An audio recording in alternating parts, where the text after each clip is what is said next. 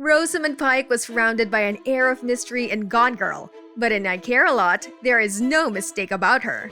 Wearing designer suits and a bob cut so sharp that you tremble for her stylist, Marla Grayson of Pike is ruthlessly imperious from head to toe. Tongue-in-cheek are the title of Jay Blakeson's sleekly creepy neo-noir. Marla, a shark at the same stage as Gordon Gekko or Jaws, doesn't even care a bit. She is a legal guardian of the hundreds of older people she's bilked out for all their worth. A wall of their faces and names adorns her Boston office the way a financier would be able to stock portfolios. Playing fair is a joke invented by rich people to keep the rest of us poor.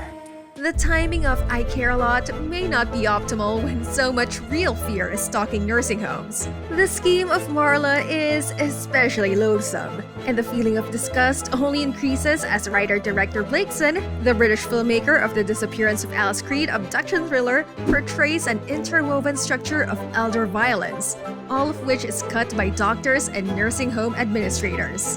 One of them gives Marla a cherry because she is both affluent and lacks any evident living family that might intervene in Jennifer, a particularly attractive new ward played by Diane Wiest. Jennifer is suddenly bundled off to a facility where her phone is taken and even straying outside is off limits with a few falsified health reports and a judge's rubber stamp later. Marla and her girlfriend partner, played by Isa Gonzalez, are beginning to auction off her things quickly.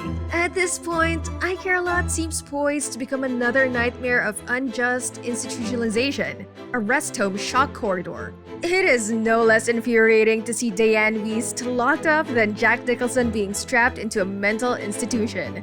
But I Care a Lot's twists and turns lead elsewhere, in more comic, off-balanced, but typically deviously delightful ways. Jennifer turns out to be the mother of a wealthy and well-financed underworld figure with connections to the Russian mafia, Roman Lunyov, played by Peter Dinklage, and not just a meek old lady living alone. As he always does, Dinklage recalibrates the film instantly, as Roman gathers his powers to free his mother. Minions who cower before him while he snacks on an eclair or sips on a smoothie. It even rebalances our loyalty. There is, in one way, no one to cheer for I Care a Lot. A movie where her incarcerated wards are drugged by the most loving figure to keep them silent. Instead, the film by Blakeson is gleefully immoral, less concerned with judging its clearly heinous characters than crafting a parody of American capitalism as a culture in which trafficking in human beings is a way of doing business. Marla is also seen as something more than a greedy vulture. Her resistance to Roman's team's numerous pleas, including a very good Chris Messina as a competent attorney who can nevertheless not fit Marla in court, at first seems careless and stupid. Who would dare to turn down a frightening, well-armed international mafioso who, in this case, is also right? But Marla's resistance as a woman unrestrained by male intimidation accumulates in courage. You know how many times I've been threatened by a man? Thousands.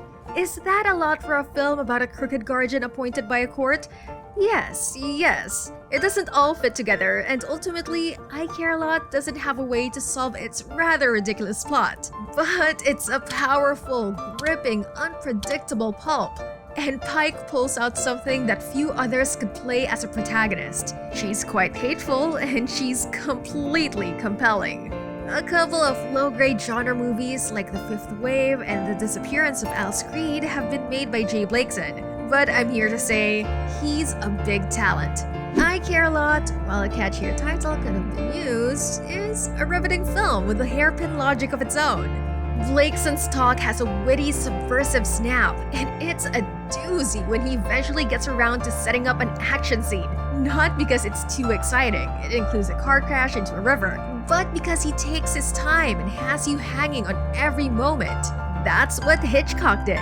It's called classism of suspense. Blakeson wrote a great part for Peter Dinklage, who gets to demonstrate his own penchant for stylish power games. But it's a revelation what the filmmaker teases out in Rosamund Pike. Together, they build a woman so fatal she seems to have left nice girls in the dust worth a century worth of film. For I Care a Lot, you must definitely be in the right headspace. We fully sympathize with someone who doesn't have much of an appetite for seeing bad people battle with the knowledge that when the movie starts by saying that decency and compassion are for gullible people, at least one of them has to come out on top. But sometimes we don't have an appetite for what's good. And sometimes a stylized, satirical lens is the best way to look at the dreadfulness of the universe. With I Care a Lot, that's what Blakeson gives us, and while you may be queasy afterwards, you'll always be thankful for the cold water splash. Since March is International Women's Month, maybe you'd like us to review and analyze a movie that stars a strong female lead like our dear Rosamund Pike over here. Or whatever movie you may have in mind for that matter. Let us know in the comment section down below. And that concludes our video for today. If you enjoyed this video, show it some love by giving it a thumbs up. And of course, don't forget to subscribe to be up to date with our movie musings here on Flick and Chips. See ya!